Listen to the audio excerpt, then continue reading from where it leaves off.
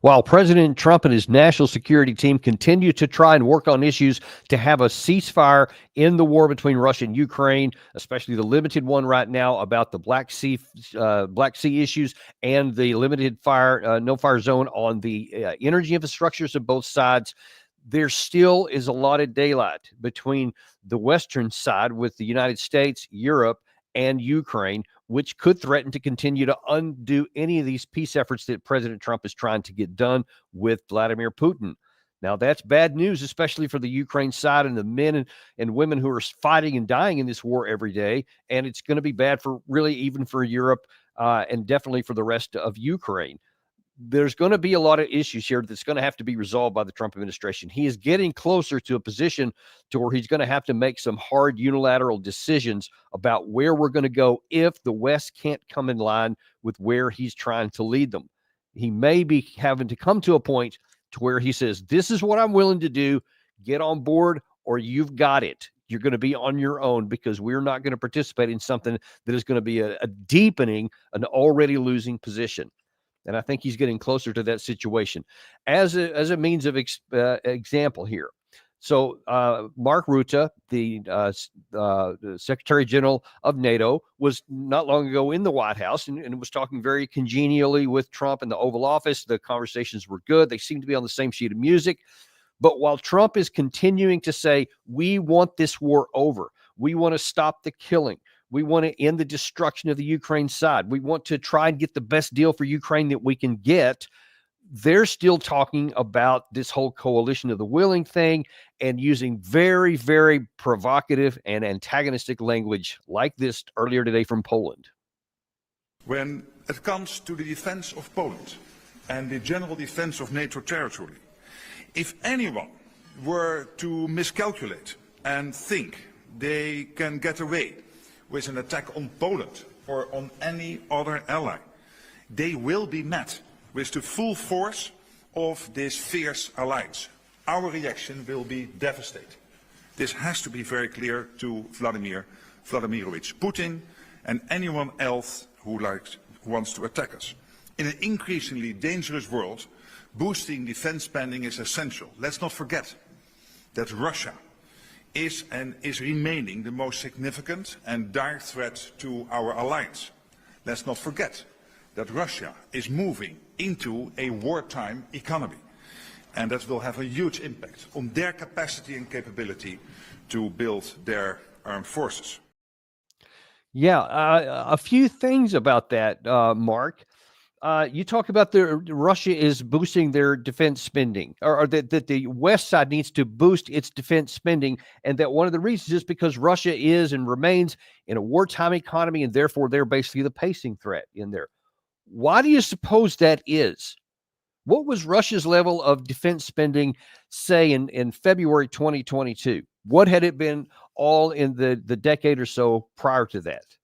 How far had their armed forces developed from the dissolution of the Soviet Union until that time? And where was it going after that? It had basically plateaued out at somewhere around 900,000 total active forces. That's where they were at the time. And they were basically a territorial defense force. They were worried about their borders. They didn't have the capacity to go and invade NATO. Didn't even have the possibility of doing that. In fact, as we saw when they actually did invade into Ukraine, they did it with a contingent that was way too small to actually conquer a country of that size because it was never intended to. They took a more than a risk, a gamble the Russians did, that show of force would be enough to cause the Ukraine government to capitulate and to have the agreement that they had been trying to get with the Minsk agreements or the December 2021 new agreement to basically say, just declare neutrality. There's not going to be any NATO. And then take care of the Russian speakers inside the borders of Ukraine. That was their main threats at the time, or their main demands at the time. It wasn't territorial concessions. It was those issues right there. Now then, once Russia has invaded because they didn't get what they considered to be the security on their western flank, all of a sudden now we've got the war that we have, and then all of a sudden things expand. And then where was the Russian side then? Even in the end of April 2022, at the time that they tried to get this over with negotiated settlement, Russia tried to end it. And I'll remind you, Mark, if you're not aware, that at that time, the only thing Russia was talking about were the two provinces of Luhansk and Donetsk, which they had already recognized as Russian territory. At that time, that's all they were talking about. So there would have been a moratorium. One of the things that was under the discussion was even even Crimea would be addressed in 15 years. They said, we'll just kind of put that off on the long burner, but there will be neutrality for Ukraine. There will be limited independence for the Russian speakers in the rest of the place. And there would be, of course, neutrality for Ukraine. All of those things were on the table then. The Russian military itself was still not in anything close to being a wartime economy. Now they are, because the West had this 50 nations coalition of the willing, that was allied against them. All the stuff that we've given them, the long-range weapons, air power, air defense systems, tanks, artillery, you name it, all the things, the training, intelligence support, all those things that we've given them. Then all of a sudden, now, because of all that, now they have this big threat here. So you're trying to say, hey, we're going to sound tough, and this fierce alliance is going to just chew you up if you don't do what we tell you. And does he think that that's going to scare him into submission, or that's going to make Russia go, oh, well, golly, I didn't know that, Mark. Now that you point that out, I don't want that fierce animal coming at me. Listen, the West views, the Russians view the West with contempt right now and embarrassment. They don't view them as a fierce organization, because unlike the Russians, which Mark accurately talked about, they do in fact have a wartime economy. It's still what they call the special military operations, because it is short of a full-on military mobilization of their entire country. It can get a lot bigger, but right now it is a sustained element where it can sustain this level of operations indefinitely. So that is the case here, where they can do ammunition, weapons, and armored vehicles, the maintenance that goes along with that, the support, logistics, all of those kinds of things. They can maintain the current level of operations virtually indefinitely. The NATO side, on the other hand, does not and cannot.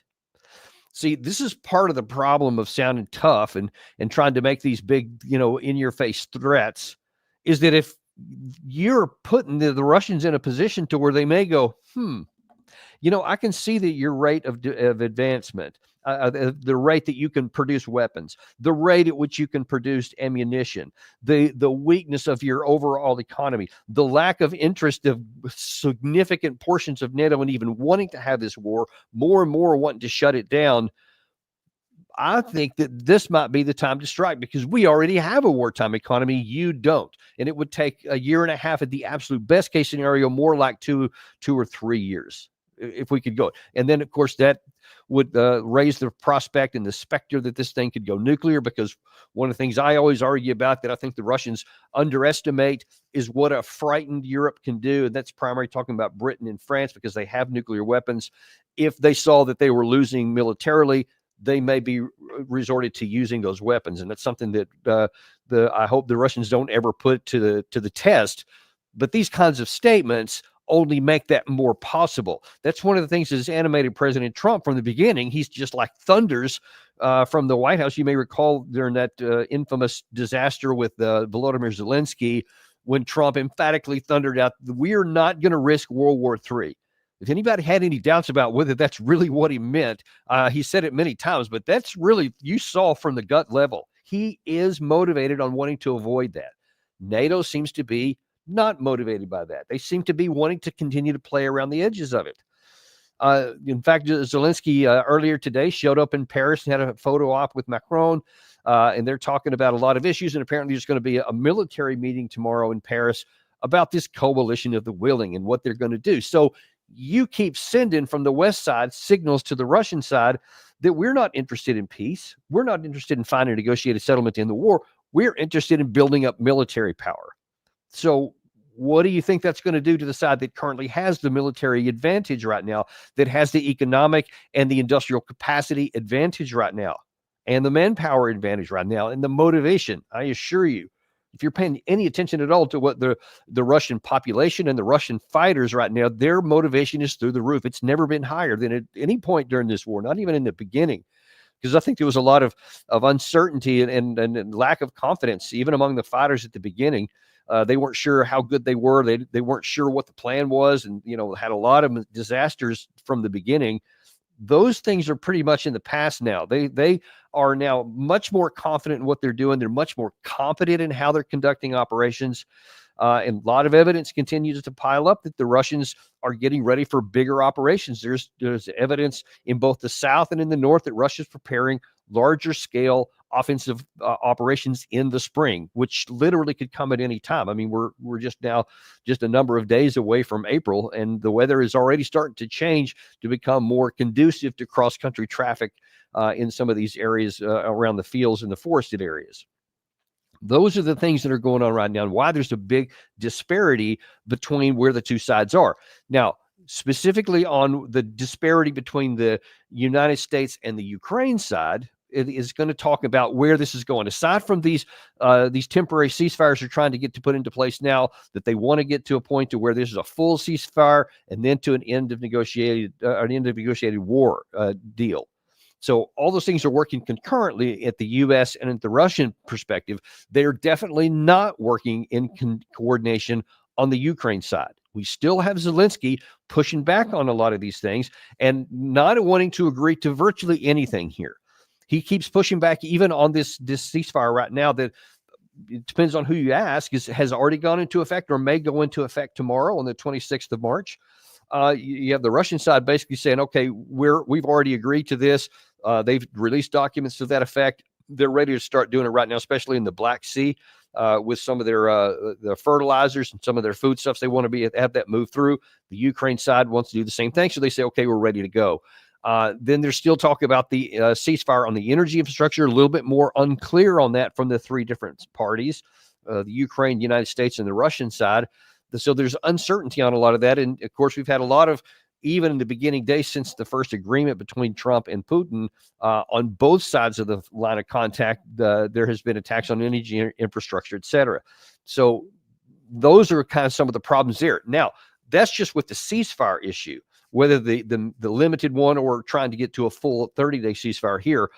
When you start talking about why those ceasefires are going to be put into place so that you can get to the end of war negotiations, there is an even bigger gulf between where the two sides are. Now, that's in this case, when I say the two sides, I'm talking about the U.S. and Ukraine, because between the U.S. and Russia, it's narrowing. It's actually getting closer here. And just to give you an idea, this is you may recall from last week, Steve Wit, Trump's envoy to this trying to solve this war, was visiting on Tucker Carlson, and one of the big issues he was asked about was the central issue to the war is land. First of all, I think the largest issue in that conflict are these so-called four regions: Donbass, yes. Crimea, the names Lugansk, and there's two others. They're Russian speaking. Yep. There have been referendums where the overwhelming majority of the people have indicated that they want to be under Russian rule. Yes. I think that's the key issue in the conflict. So that's the first thing. That when that gets settled, and we're having very, very positive conversations. And Russia controls that. In fact, some of those territories are now, from the Russian perspective, part of Russia. Correct. That's correct. But this has always been the issue, right? And it's sort of no one wants to talk about it. That's the elephant in the room. The elephant in the room is there are constitutional issues within Ukraine as to what they can concede to with regard to giving up territory. The Russians are de facto in control of these territories. Yes. The question is, will they be? Will the world acknowledge that those are Russian territories? Will it end up? Can Zelensky survive politically if he acknowledges this? This is the central issue in the conflict. That's always been the central, or one of the central issues in the conflict, and for at least the last year, it has been absolutely what is the line since June of last summer, to be specific. That's when Putin first detailed precisely the territory he was talking about. That's always been at front and center in any kind of negotiations here, because the Russians are concerned about the Russian-speaking people in those territories. They're also concerned about Russian-speaking people on the other side of those territories here, which could also come into play. But at a minimum, it's going to be that. So one would think that since Witkoff is talking about it here, President Trump has talked about it. In fact, he was on Air Force One a week or so ago, I think on the 16th of March, and he specifically addressed this issue as well. Well, I think we'll, be talking about land. It's a lot of land. It's a lot different than it was before the wars, And we'll be talking about land. We'll be talking about power plants, because that's up, it's a big question. But I think we have a lot of it already discussed very much by both sides. You'll ask him. Ukraine and Russia. You'll ask him. We're already talking about that, dividing up certain assets. Yeah, and they've been working on that. Okay, so that's Steve Witkoff and President Trump within the last 10 days. Very clearly, unquestionably, talking about land. He said, President Trump said, we're talking to all sides, both the Ukraine and the Russian side. Steve Witkoff obviously has been doing a lot of shuttle diplomacy between all sides as well. He was in Ukraine, then he went to Moscow. So all these things are being discussed. Also in Riyadh and Jeddah, several places in Saudi Arabia. He's been talking a lot about that. It's on the front center of the agenda. So on the one hand, we're trying to get to a ceasefire so that we can talk about an end of war negotiation, which will unequivocally and obviously have to do with where the line's going to be drawn. That's the whole point of having an end of war negotiation. Ukraine recognizes that they're not going to be able to force Russia back. So by default, Zelensky, that you're going to have to give some land back. But now, despite what Witkoff just said and what President Trump himself has said, we have Zelensky at a big press briefing in Kiev yesterday, seeming to imply he's a little confused on this topic. Вона говорить з русскими про територію. Нас І це я думаю, турбує? нас турбує, щоб Сполучені Штати Америки мали вплив на Росію, а не навпаки. Для нас це найважливіше. Президента Трампа достатньо сил, інструментів, санкцій, тощо різних інструментів, щоб впливати на русських, на Путіна, щоб вони закінчили цю війну. Нас турбує питання, коли вони обговорюють про нас щось без нас. Турбує, ми про це говоримо нашим партнерам. Але безумовно, ми бачимо це і чуємо в меседжах, в засобах масової інформації, з заяв офіційних діячів, про яких також ми сьогодні вже говорили, офіційних людей із Сполучених Штатів Америки. Тобто це зрозуміло, що питання територій вони піднімають. І з нами ніяких домовленостей щодо територій не було. So what are you confused about? There will be land given up, but you still see they're talking about it without us. They are talking about it without you. They're telling you they are. They're telling you they're talking to Russia about it because President Trump and Putin have to come to an agreement on where we're going to agree to it. Where is the line going to be that we're going to say that's okay, or no, we're not going to agree to that, et cetera. First, that's what's going to have to happen here. And I say that first because in other circumstances, you might think that that would be reversed. You might think that, well, that would be between Trump and Zelensky first, and then they would go with a unified position to Russia. That's how it should be. That's actually how it should be. But Zelensky won't agree to those things. So Trump has said, okay, I'm through dealing with you because we've been talking to you about this for months, ever since he's been in office, ever since he got elected. And it was clear he was talking to Zelensky even before he got into office. So he's had literally months to understand unequivocally and graphically what Trump's red lines are and what Trump is willing to do and what he's not willing to do, especially when it comes to the line. Now, you still see in that comment there where Zelensky was not just talking about he's got concerns that they're talking about Ukraine without Ukraine, but he also is still saying Trump has the power, the tools, and the ability to force Russia into submission, to force Russia into a just and lasting peace, which they keep using that ridiculous term because it's vacuous. It has no substance to it at all. Because it's not a just and lasting peace, because that's in the eye of the beholder. And in the Ukraine side, when they use that phrase, what they mean is Russia getting nothing. That if he had his way, a just peace, you've heard I think it was General Clark we've had on the show before said, yeah, I think a just and lasting peace is Russia withdrawing and going back to Russia, the pre-2014 lines. Well, that's in your fantasy. It would be cool if you're a script writer for a movie. That works. But if you're talking about real life, that's not even on the table. In fact, if you're talking about real life, the question is, even the June 14 lines, the 4 administrative borders of those oblasts, are they going to be the only time, or is that going to be not the minimum line? Maybe Russia's even going to take more than that.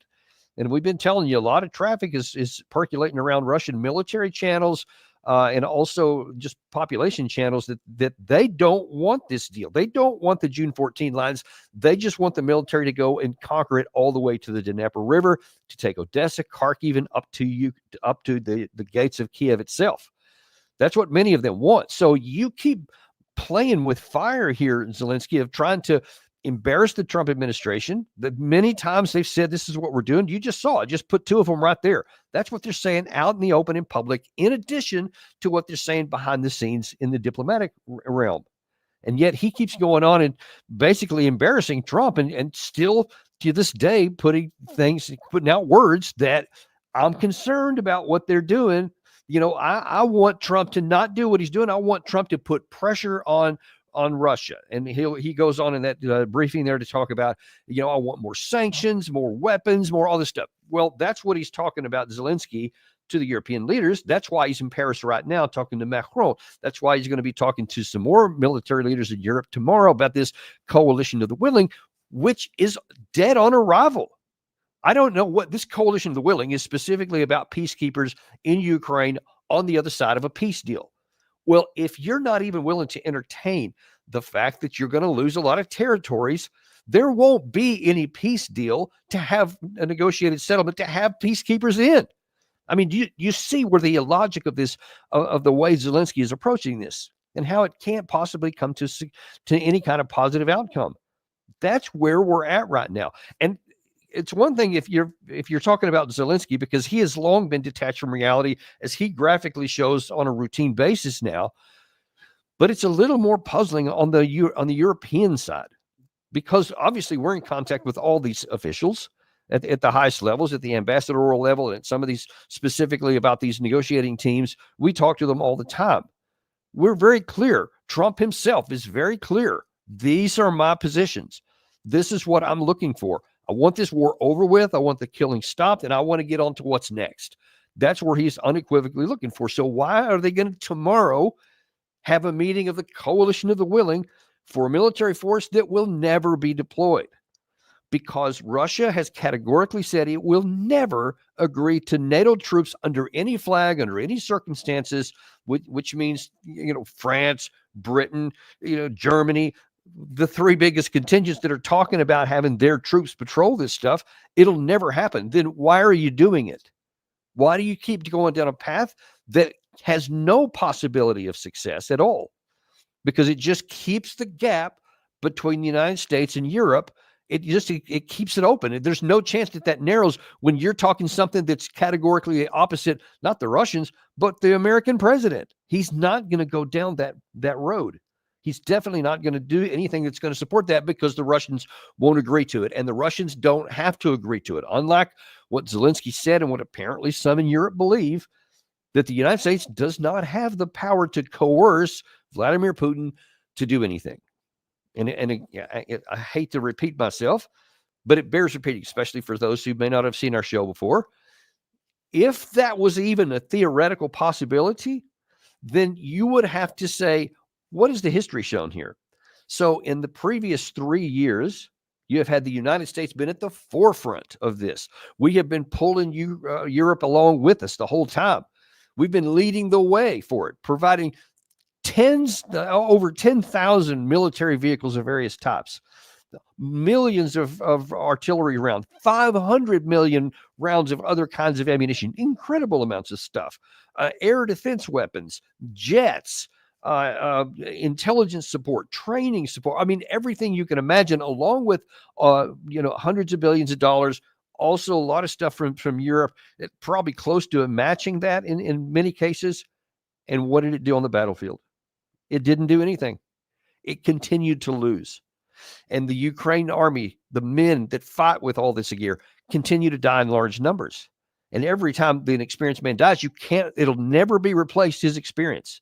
You're not going to be able to get it back in the time frame of this war. It just doesn't work that way. And if anybody had any understanding of how war works and how militaries function, they would understand that really simplistically. But too many don't.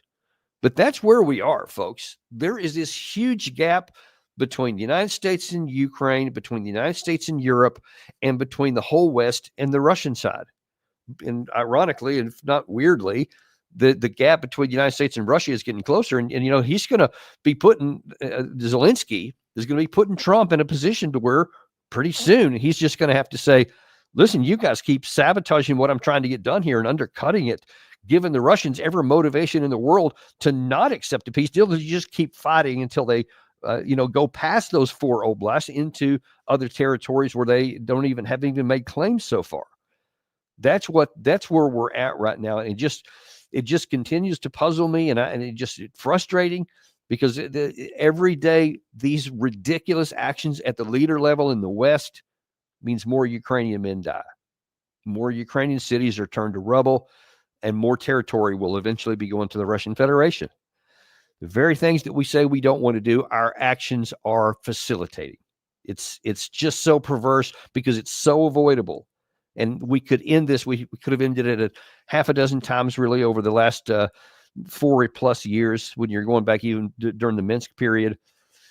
And every time, every year since, there's been an opportunity for that. And we've punted on that every time at the expense of Ukrainian blood. So while we claim to want to care about them and their freedom, their independence, their lives, our actions are actually ensuring more Ukrainian men die.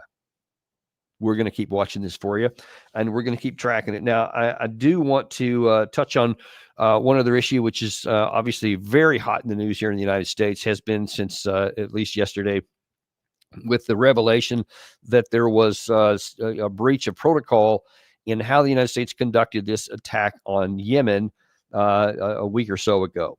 And by now, you're probably aware that there's the issue with some of the seniorest, most leaders in the United States were engaging and discussing back and forth on a civilian app called Signal, which is encrypted, but it's not secure because the United States doesn't have access to the encryption or whatever. So it's not a secure environment, but it is encrypted. So it's more than just getting on your cell phone. So you have some capability of blocking it. That's what the system was designed for, so that senior leaders, because they're always spread out all over the world, is that they can still have real-time interaction between the two and coordinate issues. That's appropriate. That's what it was designed for. It was specifically authorized by CISA. It's a cyber command group within the Homeland Security Department. So there was no problem with that. The area where you start to get into problem, though, is that is not cleared for classified information. And that is not cleared for warfighting information. That's only cleared for discussions of various administrative types. Anytime you're talking about war plans or war operations, it's got to be done on what they call the high side, which is the classified system, because those systems we have access and full control over. And you have to have encryption devices and everything else. So there's not even the possibility that a reporter can accidentally be wired into this discussion if you're on the high side stuff, which these capabilities exist. It's still unclear why they chose to use that instead of these systems that they do have, which are secure and can be used to discuss these kinds of things. Some information here of late, though, I want to pass along. So there was a hearing.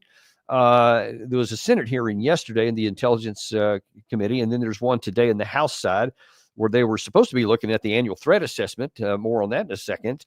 But the issue at play here was, did the information on Signal, did that qualify as classified information or not? That's really at the heart of this. Now, just moments ago, shortly before we came on the air here, Secretary of Defense Pete Hegseth was out in front of his airplane when he was going to visit some troops, and he addressed the issue. My job, as it said atop of that, everybody's seen it now, team update, is to provide updates in real time. General updates in real time, keep everybody informed. That's what I did.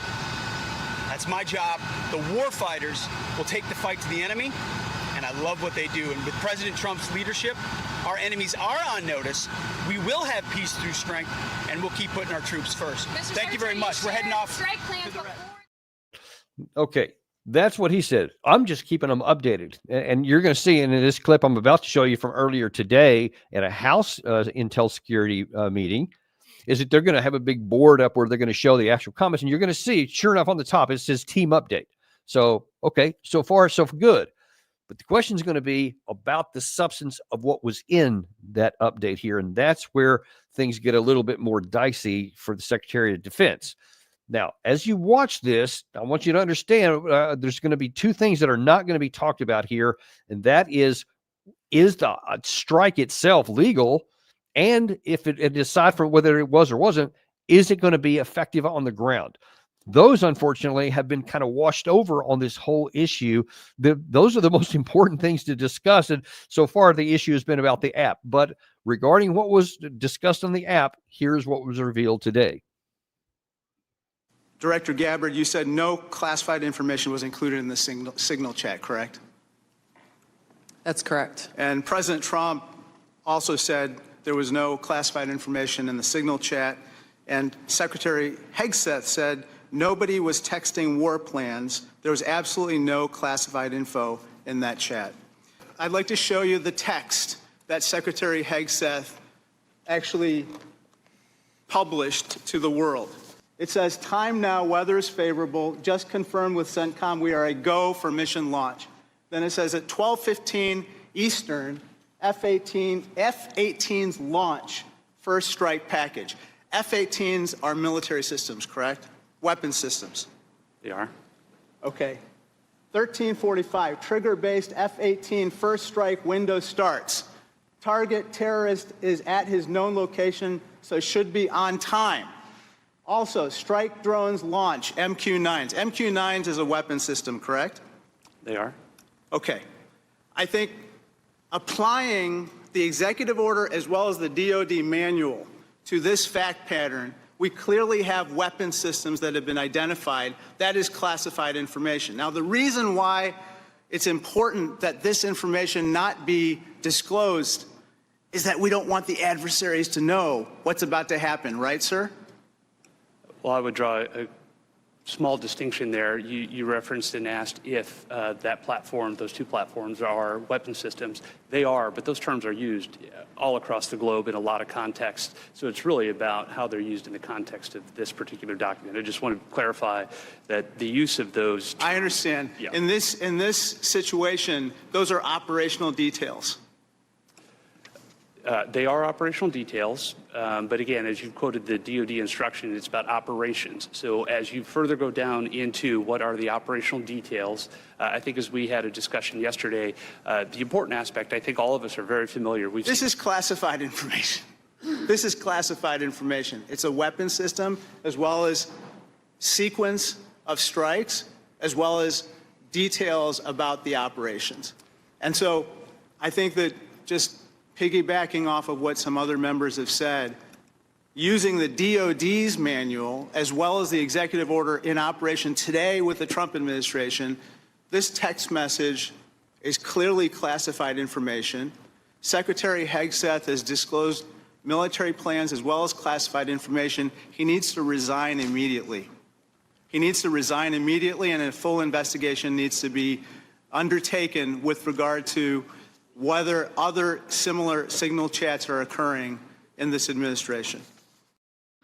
Now that's a pretty damning piece of information there, because he was citing the congressman was DoD definitions of what is classified information, the administration's definition of what's classified information, and they both relate to the things that are on there. Now you can make the argument, well, Secretary Hegseth, which he does make, he is the authority that decides what is and isn't classified. So we'll see how the wordsmithing stuff plays out here. But bottom line is it's gonna be pretty uncomfortable for the Secretary of Defense here for a while, since he was I think the only one, at least on these strings here, that we're talking about what was actually happening at the time. Everybody else was basically in a listening mode or a reading mode, etc. So, along with the National Security Advisor, I mean, these are just going to be some tough conversations that are going to be coming up. But I want to pivot to something else, because I think that the far bigger issue here was the strike itself legal. Now, if you saw a show we did, ironically, before all this stuff blew, on the issue of the legality of this a week or so ago, talking, or not a week ago, it was even less than that, just a few days ago, we were talking about, was the strike legal against the Houthis there? Would a strike against Iran be legal in the current context of the way it's being discussed, and the possibility of, preventing them from getting a nuclear weapon, et cetera? And the answer is no, it's not legal, because it is unequivocal. This is not hard. It's not complicated. Because of the abuse of power of President Nixon in 1973, the Congress passed a clarification of the U.S. Constitution, Article 1, Section 8, where the sole war-making powers are to the Congress, not to the executive branch. Commander-in-Chief controls the armed forces, but he doesn't get to decide when and where they go into formation or into operation. Only the Congress does. That's the way it was designed.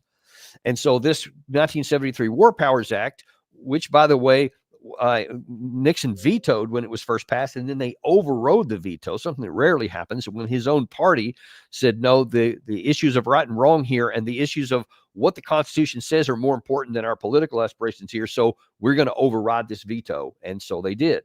And now then, because of this law, it is unequivocal. It says that the President of the United States can only use military power in one of three categories. One is if the United States, as if there's been a congressional declaration of war. Obviously, there hasn't been one against the Houthis. The second is, has there been a specific authorization, like the AUMF that were misused a long time during the wars after 9/11? Separate issue on that, but even that still gives you the legal operation to do that. So, like when Bush went into Iraq, it was a bad idea, it was dumb, but he did have the justification by the AUMF. Congress had given specific authorization. And the third is that the United States has been attacked, or the United States Armed Forces. Now, some may say, aha, that's the deal here, because U.S. ships have been attacked in the past. That falls apart too, because the issue is exactly that the Houthis were not attacking the United States before this. And even in the past, this particular strike was not preceded by any attack by the Houthis at all. It was just a political decision on the United States. There had been in the Biden administration some attacks on U.S. ships. That is true. But all of them came because we first started attacking them. So what you can't do is to attack another force, and then when they respond, say, aha, we've been attacked, so now we're good with the AUMF. No, you're not good with the 1973 War Powers Act, because that says that if you're attacked, not if you attack somebody without authorization and then they respond, because that shows that the original sin here was the Biden administration when they first started attacking the Houthis, when we had not been attacked. So none of those categories mentioned. Therefore, the Biden administration took an illegal act. It was not justified to do so. Now, unfortunately, as everybody knows, this has become so common, hardly anyone even talks about it here. But as I have said before, you better start talking about it, because we don't want to get into a situation where the president of the United States, no matter who it is, right now we're talking about President Trump.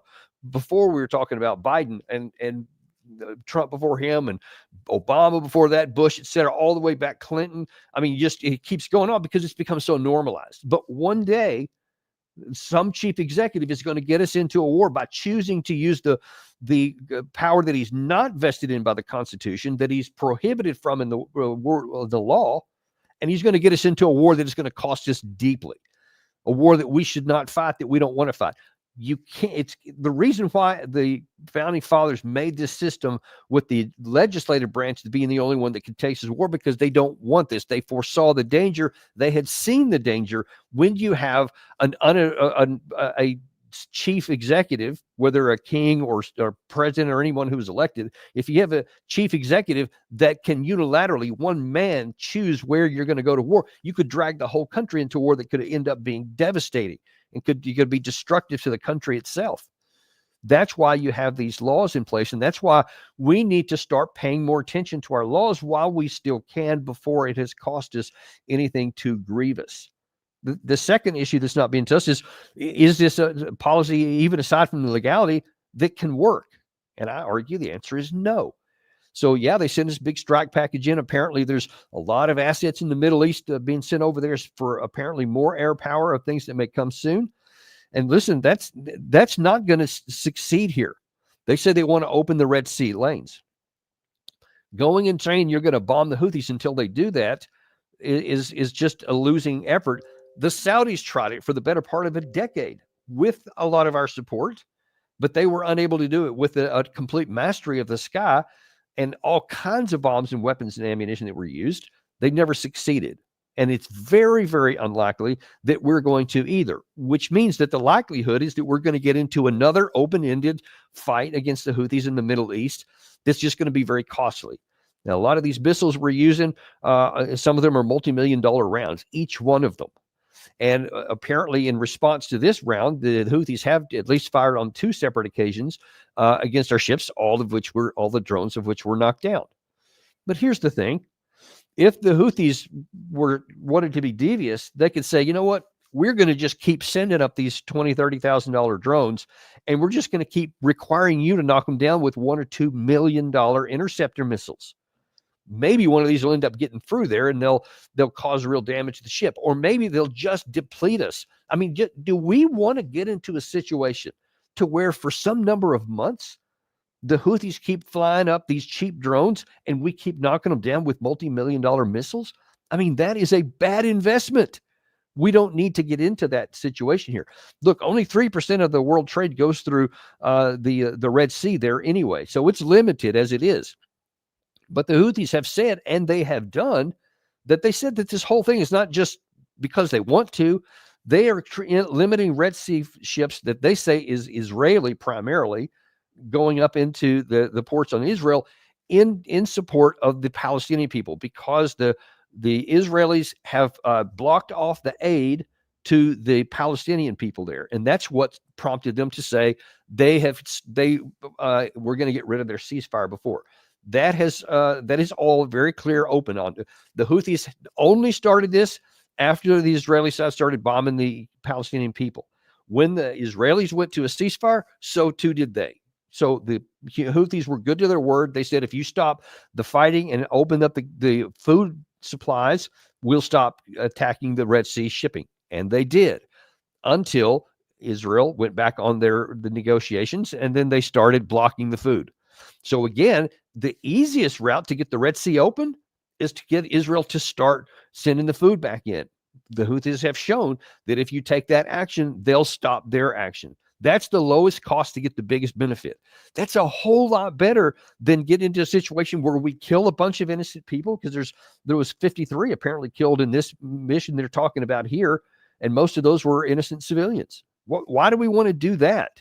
And why do we want to have a situation to where we have to spend multi-million dollars to shoot down tens of thousands of dollars of enemy drones, which can just be manufactured really easily from their side, and something that's just not likely to be succeeded when there's a much lower cost to get it done? So those are the things we need to be paying attention to. We need to take care of our assets. We need to take care of our moral authority, and we need not break the law.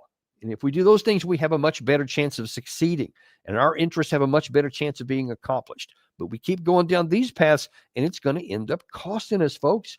It's not going to work, and it's going to cost us the worst of all worlds. I'd love to see this get taken care of, and I hope some people start paying attention to it, because we are unintimidated, uncompromised here, and we're going to bring you the information you need to make sense of your world, no matter what it is, no matter who's president. We're going to do what makes sense and what is right for the American people. Thank you very much for watching us today. Really appreciate it. Be sure and like and subscribe if you haven't done it, and we'll look forward to seeing you on the next episode of Daniel Davis Deep Dive.